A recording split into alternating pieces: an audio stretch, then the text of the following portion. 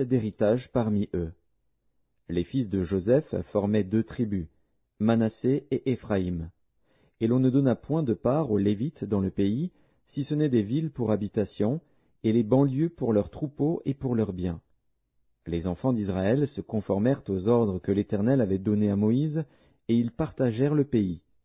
Les fils de Juda s'approchèrent de Josué à Gilgal, et Caleb, fils de Jéphuné, le Kénizien, lui dit, « Tu sais ce que l'Éternel a déclaré à Moïse, homme de Dieu, au sujet de moi et au sujet de toi, à Kadès-Barnéa. J'étais âgé de 40 ans lorsque Moïse, serviteur de l'Éternel, m'envoya de Kadès-Barnéa pour explorer le pays, et je lui fis un rapport avec droiture de cœur.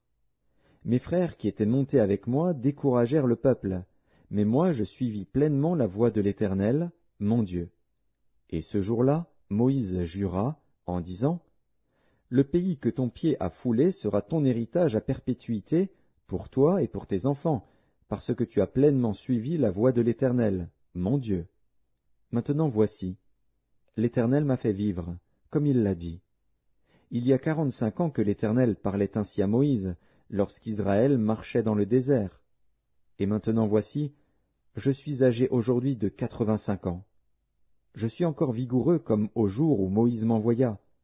J'ai autant de force que j'en avais alors, soit pour combattre, soit pour sortir et pour entrer. Donne-moi donc cette montagne dont l'Éternel a parlé dans ce temps-là, car tu as appris alors qu'il s'y trouve des Anakim, et qu'il y a des villes grandes et fortifiées. L'Éternel sera peut-être avec moi, et je les chasserai, comme l'Éternel a dit. » Josué bénit Caleb, fils de Jéphuné, et il lui donna Hébron pour héritage.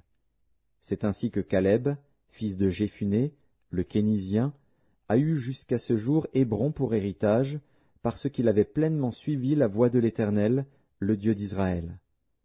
Hébron s'appelait autrefois Kirjat Arba. Arba avait été l'homme le plus grand parmi les Anakim.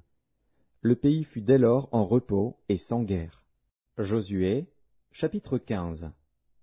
La part échue par le sort à la tribu des fils de Juda, selon leur famille, s'étendait vers la frontière d'Édom, jusqu'au désert de Tsin, au midi, à l'extrémité méridionale.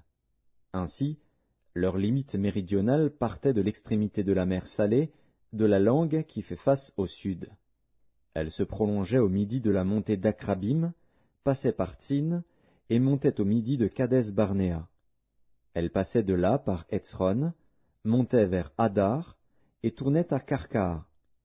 Elle passait ensuite par Hatzmon, et continuait jusqu'au torrent d'Égypte, pour aboutir à la mer. Ce sera votre limite au midi. La limite orientale était la mer Salée jusqu'à l'embouchure du Jourdain. La limite septentrionale partait de la langue qui est à l'embouchure du Jourdain.